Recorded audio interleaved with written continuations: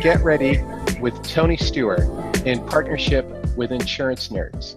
In this episode, we'll be discussing technology in the financial services industry and how it can drive increased financial literacy. Joining me today are two people from Cookie Jar. Roshni Chowdhry. Roshni is the head of customer experience at Cookie Jar. With a bachelor's degree in commerce and business accounting from the University of Mumbai, Roshni has also earned a double MBA in marketing and entrepreneurship from, okay, you'll have to help me with this, Roshni. Sydenham Institute of Management. Sydenham Institute of Management in Mumbai and from the University of Illinois in Chicago. Roshni is now based out of Dallas, Texas. And also today we have on Zach Blumenfeld, who is the Director of Sales for Cookie Jar. With a passion for innovation and the startup landscape, Zach actively partners with employers to enhance their benefit packages. He's also the founder of CultureCon, an organization with a mission to inspire positive change around organizational culture. Zach received a degree in sports management from the University of Minnesota, Twin Cities, prior to pursuing his passions in the sales field. Well, welcome, both of you. Thank you very much for joining me today. It's a pleasure to have you on. Thanks for having us. Great, we'll great. be speaking in unison throughout it. All together. So, well, always the best place to start is, with a little bit about what each of you does. Roshni, do you want to go first? Sure, happy to do so. My name is Roshni Chowdhry. Thanks for the introduction, Tony. I am currently head of customer experience here at SafetyNet and also product manager and product lead for Cookie Jar Savings. Besides doing customer experience and product management, I'm heavily involved in the front-end innovation for product development, customer empathy, and research, as long as it's connected with product development. Okay, fantastic. And Zach, how about yourself?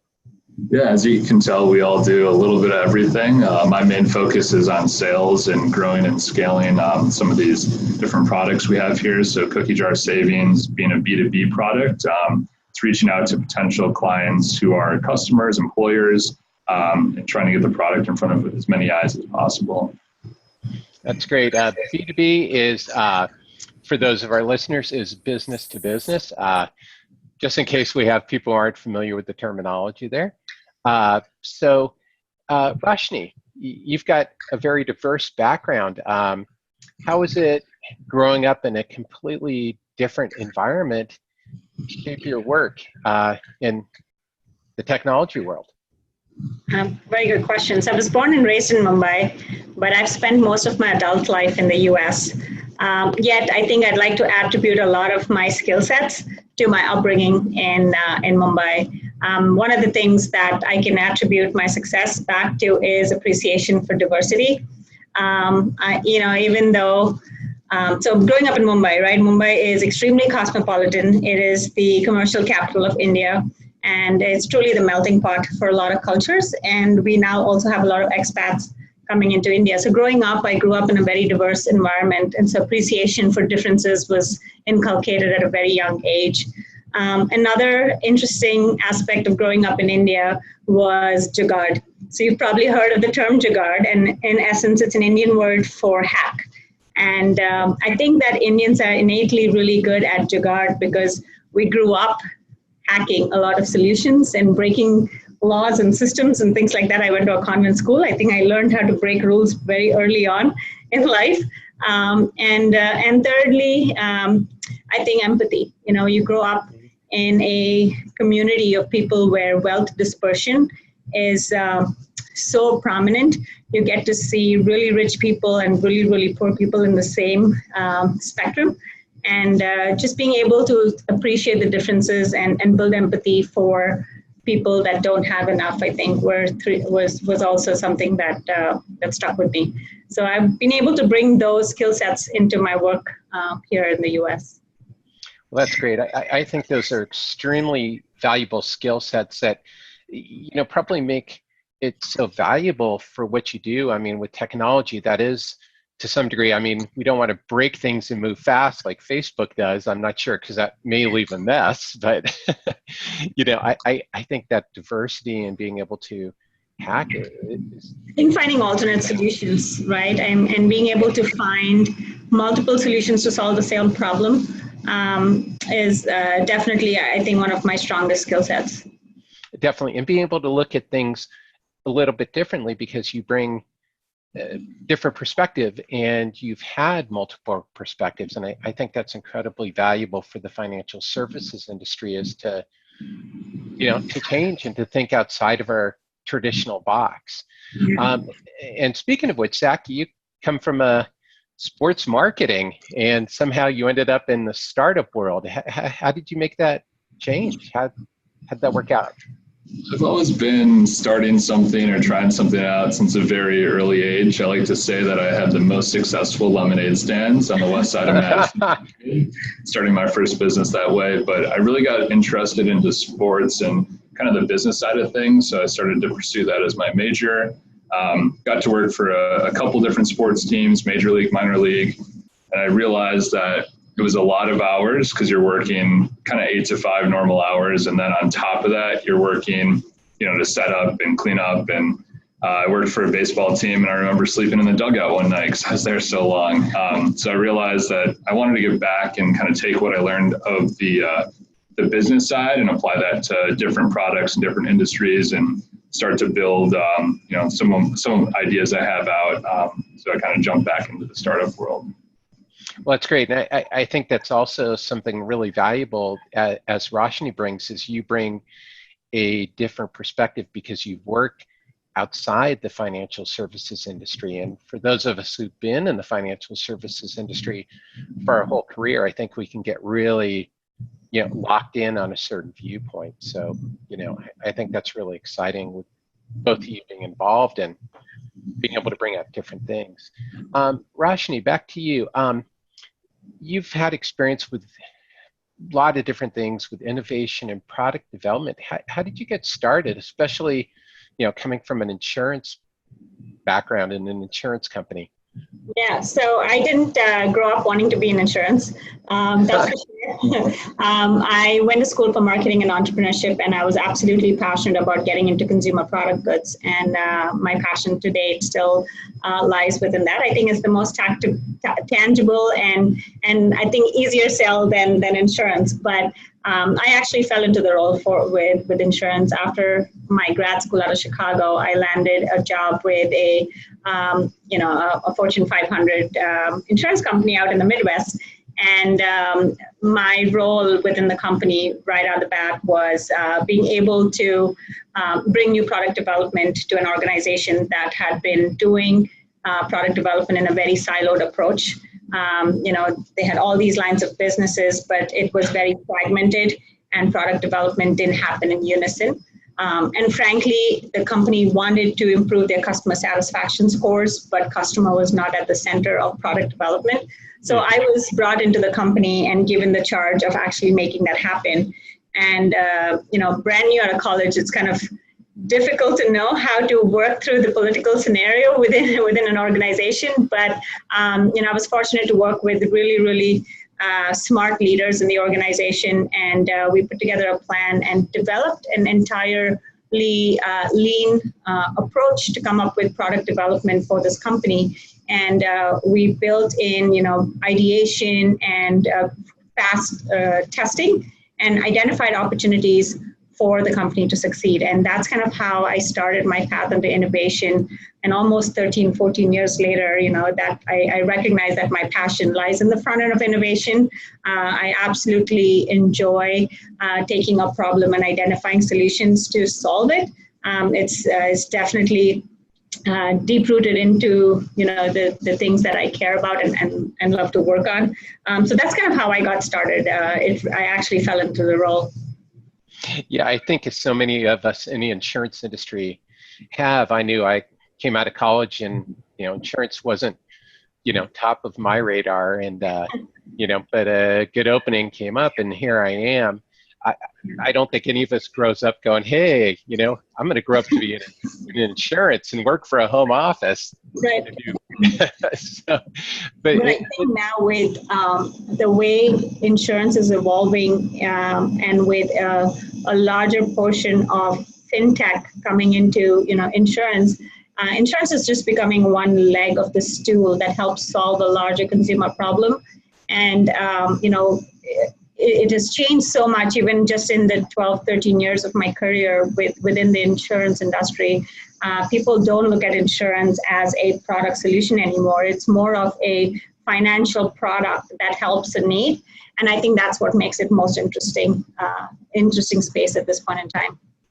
Agreed. I think that's where the real future lays for insurance, is that it's just a part of an overall sound financial plan. It's just another tool in the toolbox rather than a separate end-all and be-all. Right. That's great. So Zach, one of the things that I was wondering about is you're doing, I think you're involved with at least 3 startups currently. How do you find the balance to do everything?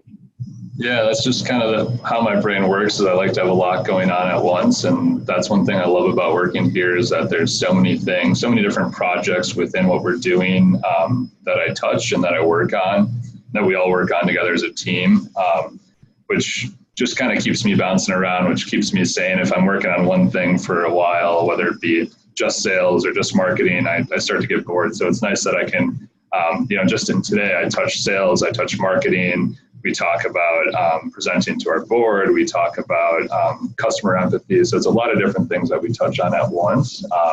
And that's just how I work. We're a small team here, so we definitely play multiple hats. Mm-hmm. Well, I think a couple of themes that I'm already getting here is that you're both customer focused, and you're also focused on learning new things and taking different perspectives. And I think that's so important for everybody, whether you're insurance, finance, or outside the financial services industry, is to, take a look at things from a different perspective and to keep learning and everything. So, speaking of which, Cookie Jar is a really fascinating concept. Do you want to tell our listeners a little bit more about Cookie Jar? You want to take it? Sure. Yeah. So Cookie Jar is an employer-sponsored financial wellness program. And how it works is we basically implement the software at an employer. So they sign on. That's kind of what we talked about, the B2B sales earlier. And they offer this savings vehicle to their employees. So how it works is Cookie Jar, our software links up to their existing credit cards, debit cards, checking account, and we kind of keep track. So every time they make a transaction, it'll round up the nearest dollar, and that spare change gets stored in your Cookie Jar savings account. Kind of like when I was a kid, I had not a cookie jar, but a coffee tin, and I threw all my spare change in there. Now we use more digital currency than just regular cash. So it's kind of taking that savings vehicle and bringing it to the 21st century. So it's really focused on solving a challenge that we have in this country around emergency savings. So the spare change gets added up over time and helps build that kind of safety net, the emergency savings bucket. And what's really interesting about Cookie Jar is that the employer, being an employer-sponsored financial wellness plan, can match those savings to really incentivize the employees to save money. So your savings grow a lot faster with that employer match. Definitely, and I think that's it actually gets to 401ks is if people take advantage of that. So with Cookie Jar, if an employer is matching, are they automatically enrolled in Cookie Jar? So an employer can choose to invite as many employees as they want, and we are noticing what we're seeing is employers tend to invite all the employees on their books. And it's an employee's choice to sign up for the program, just like they would choose to contribute to 401k, they would choose to participate in Cookie Jar. And once they do choose, then everything happens automatic behind the scenes. Well, that's great. So, that leads me to the next question is, obviously Cookie Jar would not be available without technology. How does technology drive Cookie Jar's functionality? It's seriously the backbone of our platform. We are a digital company. We directly connect with employers. There is no software that the employer has to download or anything. It's a web-based program. We are heavily invested in technology when it comes to security, when it comes to offering connectivity to banks. We use technology to transfer funds. We use technology to communicate with our user base. So absolutely, without technology, this product would not last at all. There is no paper trail needed. It's definitely available if consumers want it.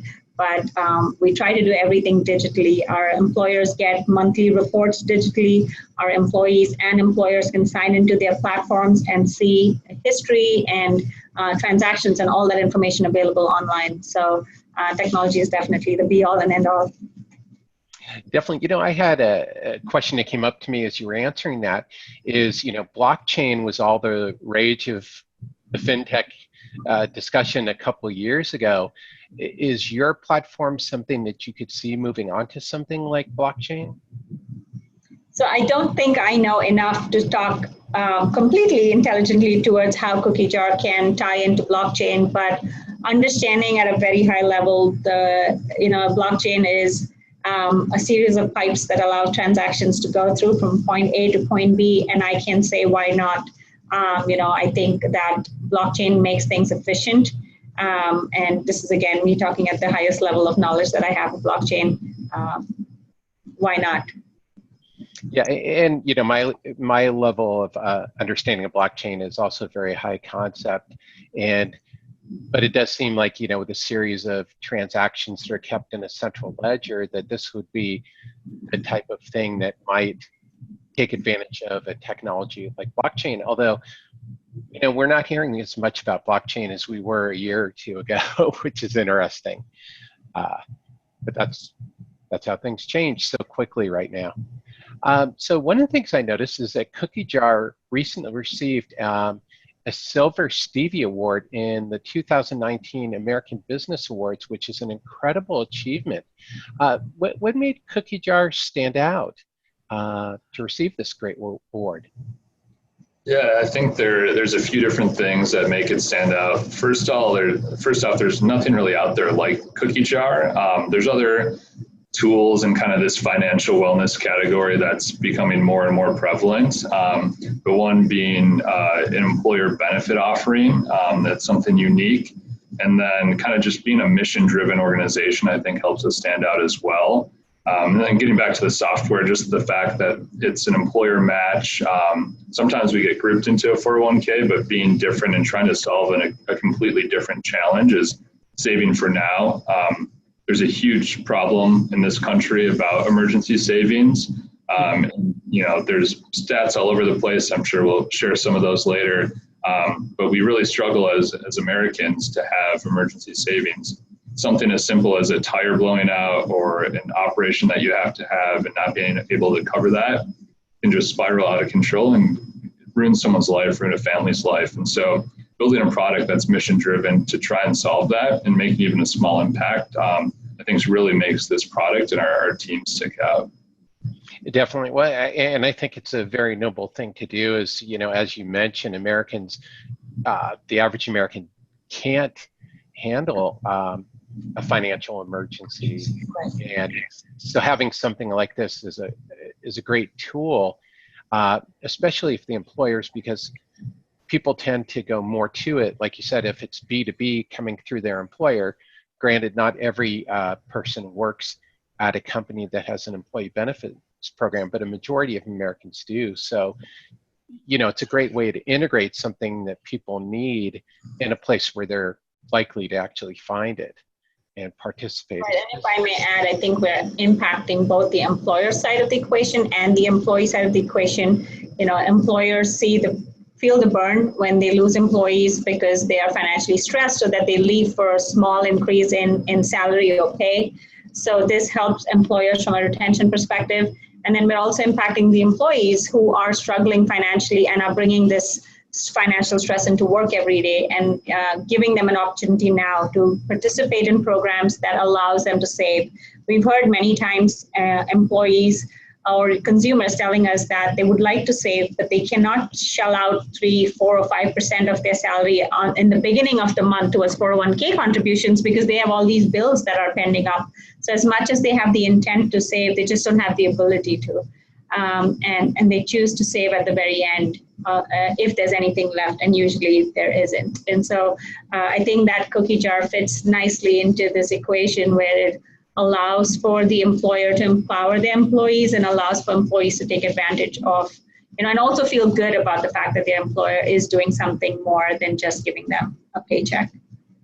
Definitely. Well, and I think there's a good lesson in here for the listeners who are employee benefit specialists or who are managing relationships with large companies or even small employers, that it's not just the basic insurance lines that we all think of or the 401k, that in today's marketplace, financial wellness is really what it's all about, and looking beyond those core products that we're used to placing for an employer and looking at how we can help the employer provide a holistic financial plan for their employees, which, Roshni, as you rightly point out, helps with employees' retention.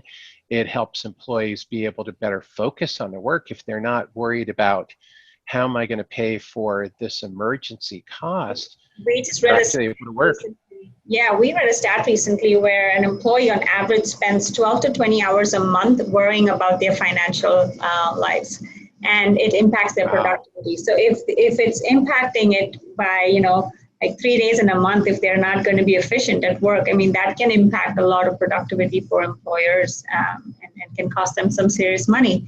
Plus, hiring and retention costs a lot as well. But if you're able to offset some of these other financial worries, then I think you might have a more engaged and loyal employee base. 100%, 100%. Love to get that quote from you later to make sure we get it in the show notes. I think that's a hugely important point about the hours lost, because employees are thinking about something else besides, what their job is. And, if you can help get those other thoughts, laid to rest, that's great.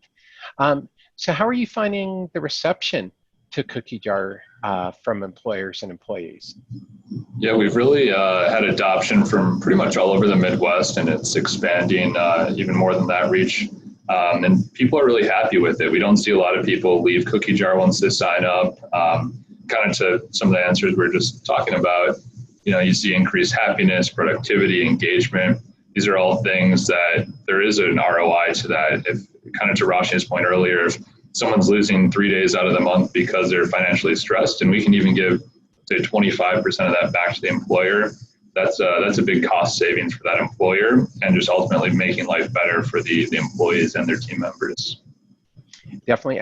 I think that's important for all of us in business, is that it's not always just the price tag of what you're purchasing, that there's a cost that goes beyond that you have to factor in. That what you're talking about is, it's not just the cost of implementing something like Cookie Jar, but it's the benefits that an employer will receive back greatly outweigh, the implementation and everything else that's involved. We're also seeing engagement at the employee front. The platform allows for employees to set goals, and they can set from one of our predefined goals, or they can set up custom goals.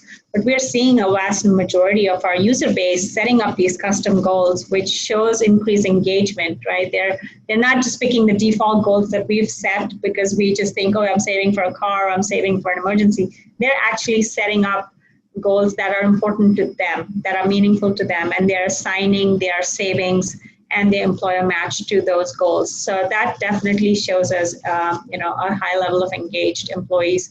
Similarly, we allow them to save in addition to their roundups. So an employee can choose to move money out of their regular checking accounts to their Cookie Jar savings account and set up recurring, saving events, as many as they want. so that they can save more. And we are seeing a lot of uptick in that as well. So I think that both from an employer and employee side, we're seeing increased engagement levels. Well, that's great. You know, I think that leads into the next question too, about how Cookie Jar fits into the greater financial literacy conversation about getting people more comfortable with saving for the future. I mean, how do you both see that?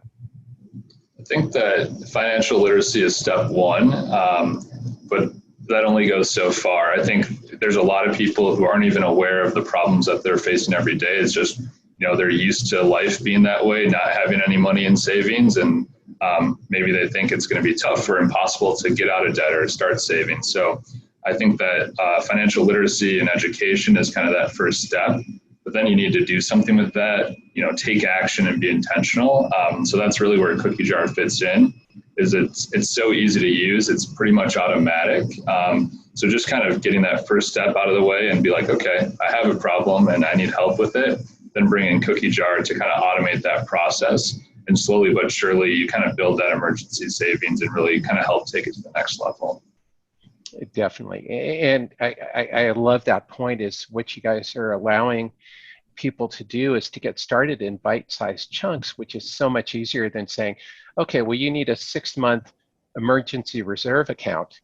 And most people say, okay, that's great, I completely agree, and don't do anything about it, because it seems like it's an impossible to achieve goal for most people who may not quite be living paycheck to paycheck, but also don't have a ton of wiggle room. Is that you're providing a new path in a way that they can take a bite-sized chunk. You know, maybe they're not doing their 3 months right away, or may take them 2 years before they get a 3-month emergency fund. But I think that's exactly where financial literacy needs to go, is that we need to be able to help people take very small, concrete steps where they can actually do something. And you know, you probably are also preview to research that's showing people's patterns and usage towards 401k. So while we might have people enrolling towards 401k, there's a big surge of people that are using 401k like emergency funds. And so they're tapping into the funds prematurely, which is costing a lot more than what it's worth, right? I mean, they're now incurring fees and penalties and really don't have anything when it comes to retirement. And so, you know, often people will talk about 401k when we talk about Cookie Jar, but we really like to point the distinction that there are two different products serving two different utilities. 401k, it has a purpose and absolutely should be in place for a long-term retirement from that perspective, whereas Cookie Jar is for the now, right? I mean, we are seeing people withdraw small sums of money from their Cookie Jar account occasionally, but it is perhaps to solve that small emergency need, right? And not having to go and tap into this big savings that's set aside for a different need. So I think that it's really important to draw the distinction between these two programs. It's not which one is better. They both are important. They both serve a different utility. Well, that's great. Well, you know, I have a question for you, Roshni, just while we're talking about this. And, you know, because you did grow up in a different country, are people's relationships with money different in India, did you find? Is it very different? Sort of growing up, it was very different than what it is today. My parents never had credit cards, and we bought everything for cash, which meant if you didn't have cash, you didn't buy the thing, right? So I think growing up, I did not know what and how a credit card was used. I know my dad owned one from his company that he worked at, but it wasn't something that we used for transactions. And I saw that across the grand landscape of people in India. People work for cash, right? And that's how they transact. Savings is also a very, very important part of the value system in India. You know, there's traders and businessmen primarily in India, and so they also, that philosophy is deep-rooted into the culture. You know, my mom was just a teacher, but yet I think when she retired, she was able to save up more than some of the other people in my family who had much larger paying jobs, because she invested in like government-sponsored postal services, which doubled your funds every 5 years, you know, and for her, that's all she thought about, double, double, double. And so she would just put her funds in there. And that was the discipline I grew up, you know, knowing that putting money aside really pays off in the long term. and and you rewarded yourselves. They rewarded themselves. Anytime I remember, if my parents wanted to buy a new refrigerator or washing machine, there was a timeline and a goal set. We're going to buy it at this point in time, and they would save up and pay cash and go buy it. But that concept is so foreign in the United States. Everything is cash, cha-ching. Credit card, that you don't feel the burn at all. It's so easy to, just pull out the card and it adds up so quickly. So that stark difference definitely is something that I always notice. Definitely, and I think that's the best rule that financial rule that people could switch to is, instead of putting something on credit, if you can't pay off your credit card at the end of the month, you really shouldn't be buying something.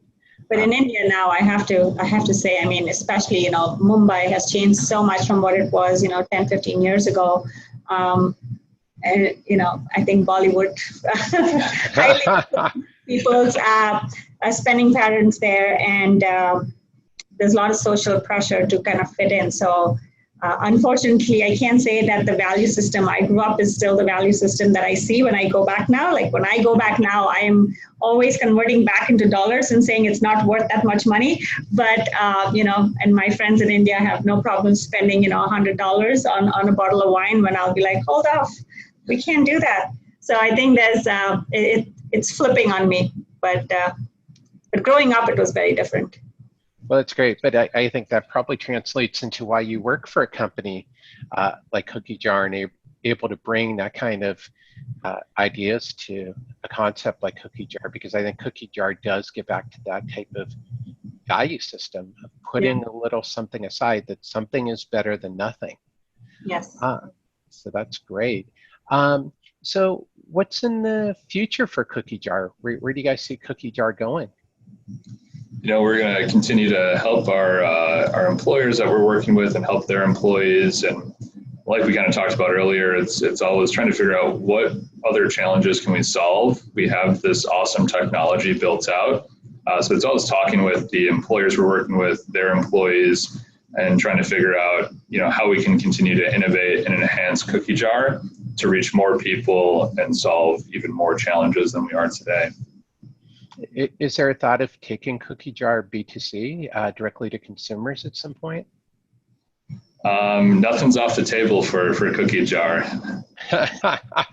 It makes me want to think of Cookie Monster. I'm probably going to have some cookies after we get off the phone. Right here. That's my nickname at the office. Cookie Monster. Love it. So where do you both see the financial services industry going with this type of technology and different viewpoints? I think in our industry, innovation is so important, and the same laws and regulations that may have once protected an old school insurance company from change are not as prevalent these days, and you see new innovative solutions and fintech companies almost pop up overnight and completely wipe others off the planet. So I think we hear the saying innovate or die, and that's very true, that if companies aren't innovating today, not only in our industry, but, across the board, that they probably won't be around, 10 years from now. And so having an innovative company like Cookie Jar that's very close and staying close to our mission, I think there's a huge potential for us. We've seen early success, and that'll just continue to grow down the road. Fantastic. Roshni, where do you see things going? I think that if a company is mission driven and is listening to their consumers, it will help solve the problem. I think these are two critical components needed for any fintech company to make an impact. If you're only out there for profitability, you're not going to really last very long because you can't connect with the consumers. We are deeply rooted with customer conversations. We conduct a lot of deep empathy sessions with consumers. And everything that we do here is centered around design thinking with the consumer in mind. And so with our mission, laser-focused mission, and our true belief in understanding customers and bringing products that matter to them, we kind of attribute our success to that. So in order for companies to succeed in the long run, I think these two things are critically important. Definitely. Well, and I'd like to focus just on your message of customer-centric, and I know that's been a theme of this episode is for those who are strictly in the insurance business, whether they're home office or wholesalers or agents, is that it's so important to remember that the focus really is about the customer and not themselves. And that's, I think, what's bringing the success to Cookie Jar, is that you guys have that focus, that it's about how can you benefit the consumer rather than selling a concept.